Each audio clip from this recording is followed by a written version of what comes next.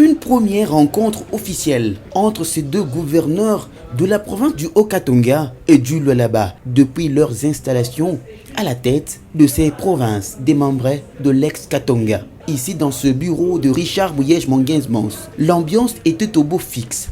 Coup de poignet chaud, signe de bonne coopération et collaboration entre ces deux provinces.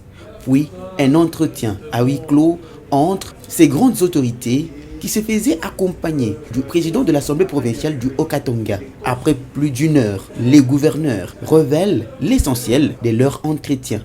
Le gouverneur m'a fait part aussi de son projet de diversification de l'économie au niveau du Lualaba, comment il est en train de propulser l'industrie touristique, comment il est aussi en train d'encadrer l'agriculture dans la province.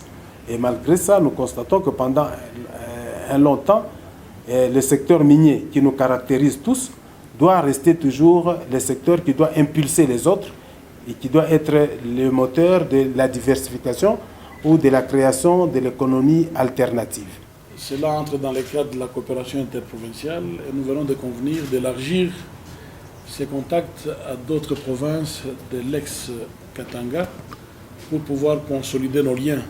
Le gouverneur Richard Mouyej-Mangenzmans a fait découvrir à son hôte les différentes réalisations exécutées depuis son avènement à la tête du Lualaba, parmi lesquelles les travaux de modernisation de l'Athénée de Kolwezi, l'école kimbanguiste Sifa construite en 2 mois, la place de l'indépendance, l'hôpital général de référence Mwangezi entièrement modernisé, la route du 30 juin dont les travaux sont exécutés par Crekset et le site touristique de Katebi, où les gouverneurs Jean-Claude Kazembe, voyant l'immensité des réalisations et du projet initié par son aîné Richard Mouyej-Mangenzmans, n'a pas manqué de mots pour s'exprimer.